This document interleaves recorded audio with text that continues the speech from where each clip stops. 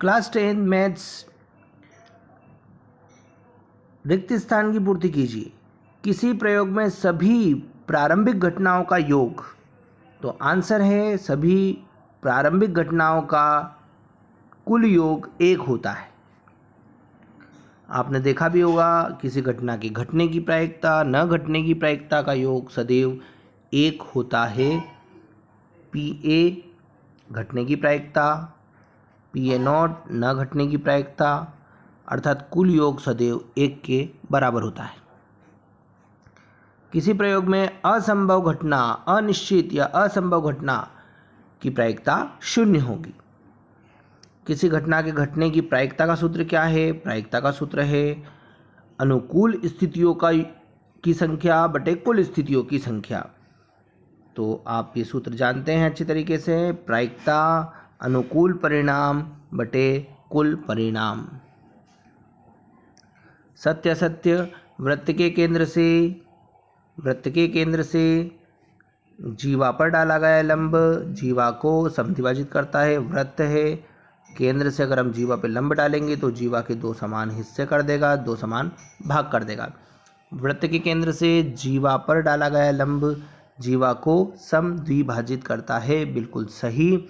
बाह्य बिंदु से किसी वृत्त पर 2 स्पर्श रेखाएं खींची जा सकती है, बताइए सही है या गलत। अगर हम कोई वृत्त बनाएंगे, बाहर हमने एक पॉइंट ले लिया, इससे हम स्पर्श रेखा खींचेंगे, तो देखिए इस पॉइंट से क्लियर कट 2 स्पर्श रेखाएं आ रही है। तो बाह्य बिंदु से हम वृत्त पर कितनी स्पर्श रेखाएं खींच सकते हैं? तो सही जवाब है 2 स्पर्श रेखाएं खींच सकते हैं। किसी वृत्त की स्पर्श रेखा वृत्त को 2 बिंदु पर स्पर्श करती है, तो ये कथन असत्य है, क्योंकि स्पर्श रेखा है तो वह वृत्त को केवल और केवल एक बिंदु पर ही स्पर्श करेगी। जैसे अगर हमको यहाँ पे स्पर्शिका खींचनी है तो एक पॉइंट से हम स्पर्शिका खींच देंगे। सभी वर्ग होते हैं, सभी वर्ग समरूप होते हैं, बिल्कुल सही है। समरूप आकृति बड़ी या छोटी हो सकती है, तो एक छोटा वृत्त बनाइए, एक बड़ा वृत्त बनाइए, दिखने में वो वृत्त ही हैं, समरूप ही है। समकोण त्रिभुज के क्षेत्रफल का सूत्र 1/2 आधार गुणित शीर्षलंब, बिल्कुल सही। समकोण त्रिभुज है तो एक कोण 90 डिग्री का होगा, तो 90 डिग्री में एक आधार हो जाएगा और एक लंब हो जाएगा। अगर त्रिभुज की भुजाएं 5, 6 और 7 सेंटीमीटर है तो त्रिभुज समकोण त्रिभुज होगा। यदि बड़ी भुजा का वर्ग, बड़ी भुजा है 7 का स्क्वायर करते हैं, 7 × 7 49, बड़ी भुजा का वर्ग 49 आ रहा है। अन्य दो छोटी भुजाएं 6 का वर्ग धन 5 का वर्ग, बड़ी भुजा का वर्ग 49 आया था, छोटी भुजाओं में 6 का वर्ग कीजिए 36, 36, 5 का वर्ग कीजिए 25 और जोड़ दीजिए, तो जब इनको जोड़ेंगे तो 61 आएगा। जबकि 7 का स्क्वायर आ रहा था 49, तो चूँकि बड़ी भुजा का वर्ग अन्य दो छोटी भुजाओं के वर्गों के योग के बराबर नहीं है, अतः यह समकोण त्रिभुज नहीं होगा, कथन असत्य है। वृत्त के 2 बिंदुओं पर प्रतिच्छेद करने वाली रेखा को उसकी छेदक रेखा कहते हैं, बिल्कुल सही। एक बिंदु पर मिले तो स्पर्श रेखा, 2 बिंदु पर काटे तो छेदक रेखा। ये छेदक रेखा आपको दिख रही है यहाँ पे।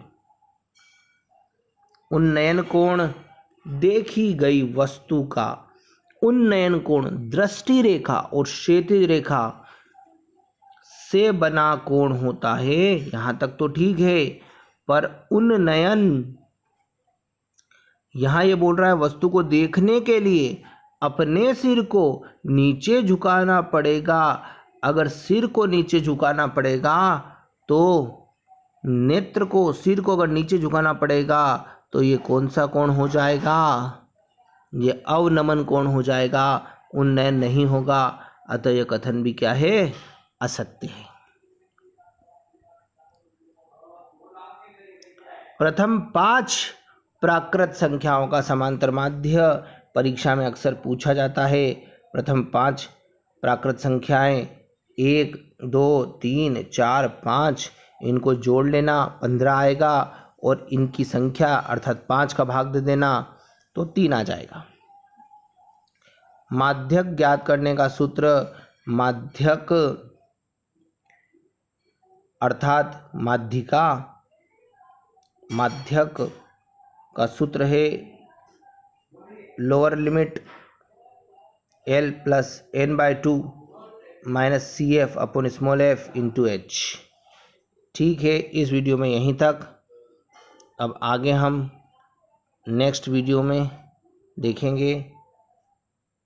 धन्यवाद। चैनल को लाइक और सब्सक्राइब करना न भूलें।